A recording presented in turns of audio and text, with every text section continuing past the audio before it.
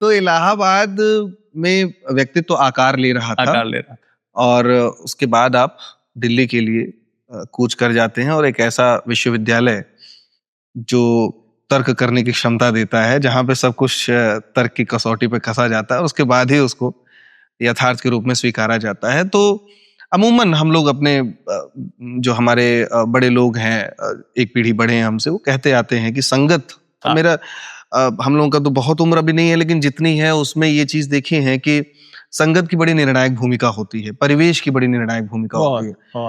आपको एक नई संगत मिली, नया परिवेश मिला, वहां पर भी आपने हिंदी साहित्य से, जैसा मेरा शोध है, साहित्य से एमए, हाँ, वो एमए आपने किया और उसी फ्लो में आपने एमफिल भी किया। एमफिल के दौरान ही फिर आप यूपीएससी वगैरह में।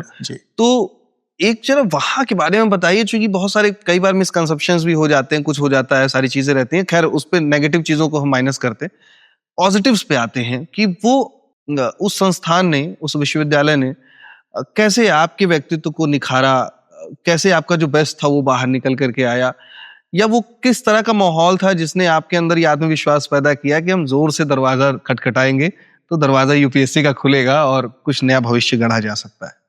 बिल्कुल, मैं कह सकता हूं कि अगर इलाहाबाद जो है उसने फाउंडेशन तो कहिए कि गांव में बन गई थी 12वीं तक जी। मैं ग्रामीण संस्कृति से, ग्रामीण जो परिवेश था, ग्रामीण जो क्षमता या शक्ति थी जी, जिसमें भाषा और बोली की शक्ति बड़ी तगड़ी थी जी, क्योंकि अजस्र भंडार है बोलियों में, जो शब्दों का और भावनाओं का, एक बात कहने का जो तरीका है जी, और कष्ट झेलने का, धूप, गर्मी, बरसात, यात्रा, पैदल चलना, कोई कंफर्ट जोन गांव नहीं देता जी, है ना। उसमें भी आप खुश रहते हैं, मस्त रहते हैं, बड़ी अच्छी बात बताई। हाँ, कोई कंफर्ट जोन नहीं देता। तो जिंदगी में अगर आपका कोई कंफर्ट जोन नहीं है, इसका मतलब आप कोई भी मोर्चा संभाल सकते हैं और यही छूट जाता है। जैसे आपको सुविधाएं मिलती हैं, तो हम लोगों के साथ खोने को कुछ था नहीं, पाने को ही था। तो जब निकले तो कोई ये नहीं था कि ऐसा होगा तो ऐसा रहेगा, गाड़ी मिलेगी तो जाएंगे, कमरा अच्छा होगा तो रुकेंगे, ऐसा कुछ था ही नहीं। खुला आकाश हो तब भी अच्छा है, कमरा हो तो भी अच्छा है, ना हो तब भी अच्छा है, सड़क है, रिक्शा मिल गया तो अच्छी बात है, पैदल जाना तो 10-15 किलोमीटर कोई बड़ी बात नहीं। ये जो जज्बा था, तो फाउंडेशन वहां बन गया था। इलाहाबाद ने थोड़ा शहर का एक फ्लेवर दिया, वो शहर था नहीं लेकिन शहर का एक फ्लेवर दिया उसने। उस समय शायद वो जो मॉडर्निज्म और जो एक देसी ठेठपन और मॉडर्न के बीच का एक जो, वो भी बड़ा आभासी चीजें थी कि अच्छा टाई लगा लिया तो मॉडर्न हो गया, या थोड़ी अंग्रेजी बोल लिया तो मॉडर्न हो गया। वो भी बाद में समझ में आया कि ऐसा नहीं होता, ऐसा नहीं होता है। एक आउटलुक है, एक माइंडसेट है। Modernism is a thought process, एक रैशनल, एक व्यक्तित्व मॉडर्न होता है। कपड़ा चाहे वो धोती कुर्ता ही पहने हो, टीका तिलक ही लगाए हो, लेकिन अगर जैसे आपने कहा कि तर्क अगर उसके पास है, या बात को अपनी समझाना वो जानता है, बजाय इसके कि नहीं मैं जो कह रहा हूं मान ही लो, तो वो मॉडर्न आउटलुक के साथ है। और अपने विचारों के साथ दूसरे के विचारों के लिए जो जगह आपके दिमाग में होती, उस पर्सपेक्टिव को भी समझने के लिए जो तैयार है, वो मॉडर्न आउटलुक। तो जड़ता से निकल के चेतना की तरफ जाना और उसमें वैचारिक जो विकल्प है उनको समझना, क्योंकि अगर दर्शन को भी देखें, शास्त्रों को भी देखें, तो उसमें भी यही है कि निर्वच अनिर्वच, जो कुछ भी आप समझते हैं सत्य वो है जो आप जितना देख पा रहे हैं। बिल्कुल। जो आप नहीं देख समझ पा रहे हैं, क्या वो सत्य नहीं है? अगर यही आप समझ लें, तो हमसे लोग पूछते हैं कि भाई लखनऊ कैसा है, शहर कैसा है, दिल्ली कैसा था, तो मैं कहता हूं कि ये इस पे निर्भर करता है कि आप उसको देखते कहां से। आप 5 स्टार से देखते हैं तो वो शहर दूसरा दिखेगा, आप सड़क से देखते हैं तो दूसरा दिखेगा, आप पुराने चौक से देखेंगे तो दूसरा दिखेगा, आप गरीब हैं तो दूसरा दिखेगा, अमीर हैं तो दूसरा दिखेगा। इसी तरह सत्य के साथ भी है। तो वो जो बात है वो हमें जेन्यू ने सिखाई, वो इलाहाबाद ने नहीं सिखाई। वो इलाहाबाद ने तो ये सिखाया कि भाई ये जो गांव पर जवार है, परिवेश है, इसमें देखिए ये ऊंच नीच बड़ा और ये छोटा बड़ा ये सब रहता है, और इसमें अंग्रेजी बोलने वाला अपने आप को स्मार्ट समझता है और हिंदी बोलने वाला थोड़ा सा दबा रहता है, उसको लगता है कि भाई ये तो मॉडर्न आदमी है, हम तो थोड़ा सा ठेठ गंवई हैं। तो वो सब जेएनयू नहीं सिखाता। जेएनयू ये कहता है कि भाई पार्टनर कंटेंट क्या है तुम्हारे पास, पॉलिटिक्स क्या है तुम्हारी, ये बताओ। तो वो चीज सही मामलों में जो यूनिवर्सिटी का एक हमने फील लिया वो जेएनयू ही था, यूनिवर्स का रिप्रेजेंटेशन। अब वहाँ उड़िया भी है, बंगाली भी है, चेन्नई वाला भी है, तमिलनाडु वाला भी है, वो कन्नड़ बोल रहा है, कोई तेलुगु बोल रहा है, कोई अंग्रेजी बोल रहा है, कोई बंगाली बोल रहा है। तो वहाँ अंग्रेजी just one of many languages. वहाँ जापानीज वाला भी, जापानी पढ़ने वाला भी आया हुआ है, रशियन भी बोल रहा है, फ्रेंच भी बोला था। कॉस्मोपॉलिटन जो कल्चर होती है, विश्वविद्यालय, तो विश्व का जो एक प्रतीक, ज्ञान का जो केंद्र है वो विश्वविद्यालय। तो वो जेएनयू ने हमको फील दिया। वहां जाते ही ये सब चीजें धुआं हो गई, जो इलाहाबाद के जो ये बंदिशें और भाषाई बैरिकेडिंग और सब कुछ हट गया। और रिश्तों को भी, जो लड़के लड़कियों के बीच का जो रिश्ता था जिसमें इतनी जकड़ने थी, इतना सामंती एक हैंगओवर था कि भाई अब गर्ल्स हॉस्टल और ये और वो, कोई किसी से बात कर ले तो बड़ी दिक्कत। तो वो सब चीजें वहां बड़ी खुली हुई थी। उसका ये था कि बच्चे अपने अफेयर्स को स्वयं मैनेज करते थे। वहां प्रशासन का दखल भी बहुत कम था, लीस्ट। तो वो आप सीखते भी थे कि भाई कैसे आप सामाजिक अपने जो आपसी रिश्ते हैं, संबंध हैं, जो भी विश्वविद्यालय के अफेयर, जैसे इलेक्शंस थे, इलेक्शंस कराने वाली कमेटी जो है बच्चों की, स्टूडेंट्स की होती थी।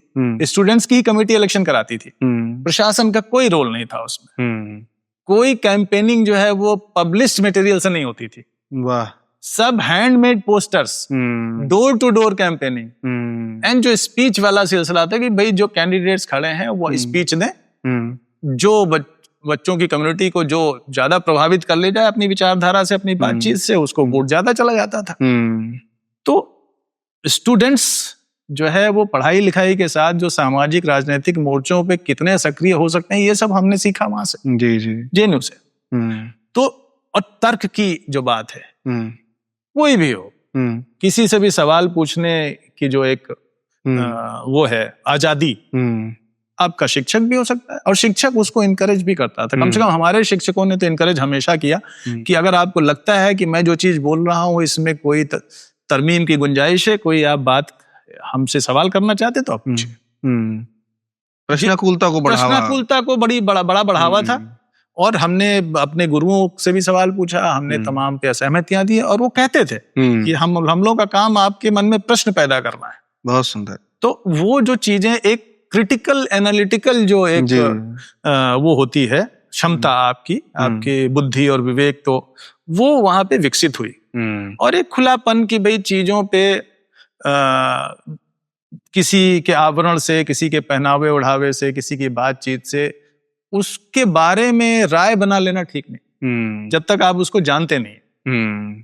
तो वो सब चीजें भी हमने जेएनयू से सीखी। तो रैशनैलिटी के साथ एक कॉन्फिडेंस आया, जो ठेठपन का अपना जो एक आत्मविश्वास होता है कि जो जैसा था वहां पे कोई सजना बजना भी नहीं था। हर कोई कुर्ता और वो जीन्स पहन के चप्पल जैसे आप पहने हुए हैं तो उस तरह का लेके वहां घूमते रहते थे। बट हाँ, they have got brains, they had got brains. और उसके बाद बात करना जो जिस विषय में है वो पढ़ता था, क्योंकि टीचर्स अच्छे थे, परिवेश अच्छा था। मूल्यांकन आपका जो है, आपकी कॉपियों को सार्वजनिक रूप से क्लास में पढ़ा जाता था, जो कि उससे पहले नहीं था।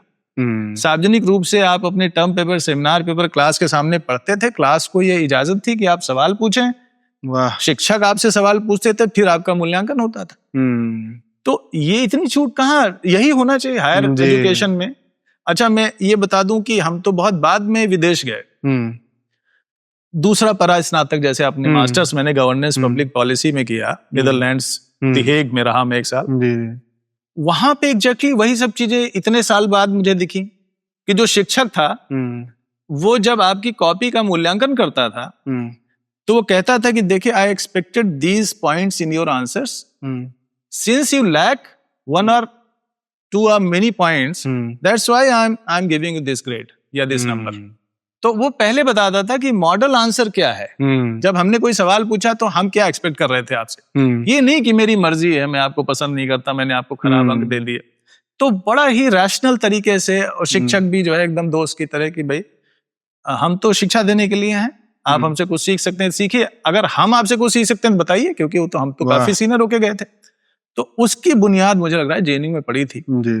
तो मैं तो जो भी, अब तो वो ऐसा जेएनयू नहीं रहा, वक्त नहीं रहा, समय बदल गया, लेकिन हमने ये देखा है कि भाई शिक्षकों ने वहां पे उस एक संस्कृति जो वाद विवाद की, संवाद की, वो बचाए रखी, बनाए रखी अपने स्टूडेंट्स और उनके बीच में कहीं ना कहीं वो एक खुलापन बना रहा। ज्यादातर शिक्षक वैसे ही थे।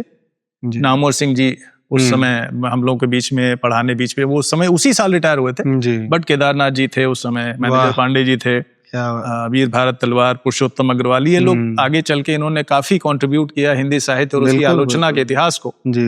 तो पढ़ने लिखने की एक जो उसका सलीका होता है, तो एक मेरा जो शेर है मुझे याद आ रहा है कि कटी है उम्र कई मुद्दतों खामोशी में, तो बात कहने का थोड़ा शऊर आया है।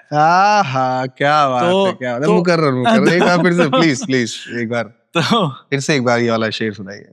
कटी है उम्र कई मुद्दतों खामोशी में, तो बात कहने का थोड़ा शऊर आया है। क्या बात है, बहुत सुंदर। तो ऐसा एक जो ये अच्छे गुरु, अच्छी शिक्षा, अच्छा परिवेश, कहीं न कहीं वो शायद तकदीर का हिस्सा था। नहीं तो गांव से निकल के जो चित्र आपने फिर रिकॉल किया, वहां से निकल के वहां जाना, ऐसे परिवेश में पहुंचना, वो तकदीर का भी एक रोल था। और कहीं न कहीं मेरे अंदर वो तड़प थी कि नहीं, मुझे ज्ञान अर्जित करना है, जाना है, सीखना है, गांव से निकल के जो कुछ भी अच्छा से अच्छा कर सकते हैं करें। जी।